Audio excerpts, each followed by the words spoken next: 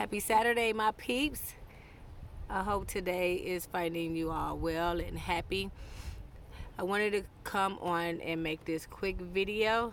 I've been back out at the lake for a few hours, just getting some things done that I wanted to complete in Sankofa and just chill again, because that's what I look forward to on Saturdays. Just getting by the water, having some peace. Took the time to reflect.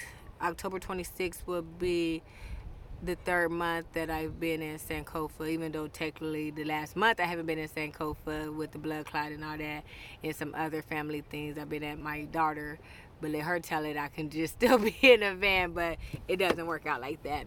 But I ran some numbers and I wanted to share with you guys, because this is where my why for moving into a van really hits the fan. For those of you guys that's still just starting watching the videos, thank you, welcome. For those that's been around, thank you as well. I don't get a lot of comments, so if you guys have some comments, some likes, go ahead and do that. I definitely will answer any questions. But for those that know, I've been working 2 jobs for the last 2 years. And when it got close to my lease coming to be renewed, I only spend, well, at that time I was only spending 6 hours a day, Monday through Friday, in my apartment.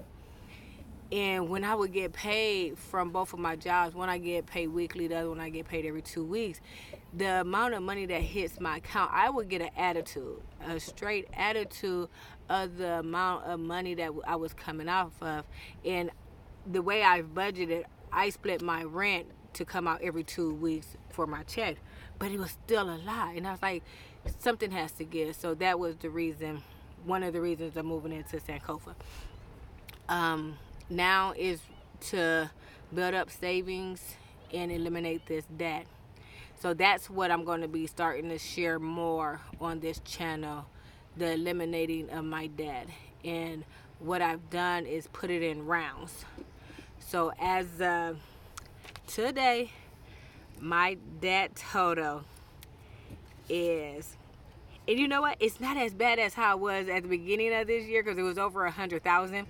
I just really wasn't tracking or anything like that. But right now it's $81,078.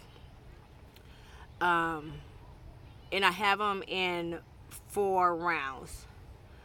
So my first round that I'm gonna be tackling is just 4 things in there. And the first round totals $7,520.93. My second round is black, which is my car, and that's $93,000. My third round that I'm going to tackle, I took out a consolidated loan to consolidate some of the debt, so I guess that's why it's another reason why I jumped down. In July will be the 3rd year, so I will be done with that bill come July. So I'll probably just let that do what it do. And that one, as of yesterday, because they'll be taking out their payment tomorrow or Monday because it's a Sunday, was $84,000. But when I did my goals in my calendar, it was a little bit over $10,000. And the biggest round, which will be the last round, is my student loans. That's about $55,000. So that's where the total of $81,078 come into play. So my smallest bill is a JCPenney bill. Actually, it's not mine, but it's on my card. So I'm going to go ahead and pay it all because I have the money, and then the person will just pay me however. So they'll be taking, I'm splitting that into 2 payments. So that will be paid in full on the 18th. Then I'll move on to the next bill. But as I was doing some research, I came across this video. I don't know her name or whatever, but I guess there's another kind of like Dave Ramsey Snowball, but it was by Robert Kiyosaki. And the way that she explained it was so brilliant. So I'm still kind of tossed between fully doing the Dave Ramsey or kind of doing this. But the Rich Dad Snowball, you take your bills in the total and then you divide it by your minimum payment, and that would give you the total months it would take to pay that off. So if I was to do it that way, my consolidated loan would be the first bill that I would tackle. And the only reason why I'm struggling with that is because sometimes I personally need to see some of those little wins. And that's still a large chunk of money, even though if I was to get it paid off quicker than the 9 months that this plan follows, I can take that big chunk of money, which is $940 a month. And that first month that I'm done with that one, I will be able to knock off more than 2 of the other remaining ones. Because also, outside of the minimum payments for each debt, I'm going to earmark about $450 to $500 a month strictly towards debt. And this is just based off of me moving out the apartment. I mentioned last month that I did get a raise from my job. That won't take effect till my next paycheck on the 18th. So I'm going to see what the difference of that is. But I also had to go move my tax deductibles because I have no dependents. So I need them to also take out more taxes, and so I don't be owing Uncle Sam too much. For the last couple of years, I've had to owe. So that's just another change. But to bring it back full circle, I just wanted to share those numbers with you guys as far as the debt, because that's what the main thing is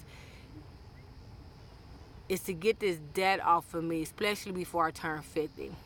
Because if I can do that, and this is just my way of thinking, because those who know my blood clot situation, I didn't think I would make it to 45, but I'm 46. So it's like, okay, need to make some changes. After the first blood clot, I strategically planned as if I wouldn't be here. So I made sure life insurance was tight. Things that I would leave for the Morganites, my tribe, my legacy. But now that I've crossed over that point, it's like, okay, can you re-strategize? And what about if you are here for 20 more years? So getting that debt paid down, boosting up the accounts, and again moving into the van so I can travel, so I can not have to worry when that time comes, to where my body is like, okay, you've done it, you've hustled, you put in your time, let's go explore outside of me going to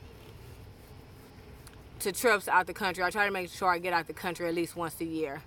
Outside of that, so that's where I'm at. So I hope you guys will follow me on this journey. I am excited to see the possibilities of going forward.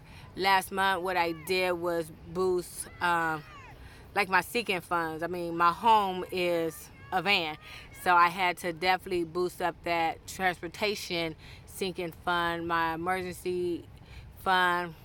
I have a just in case, and that's just in case something happened, but it's not major, that I have a little extra money. And then I have a I am out sinking fund. So that's if I need to go somewhere or want to go somewhere, I have the money without having to do something outrageous. So again, thank you guys for watching. My loved ones should be here soon, and I just really wanted to get this video done sooner than later before we turn up at the lake. So you guys stay hydrated. And I say that part because I work at UPS, so I'm always telling my people that make sure you're drinking some water.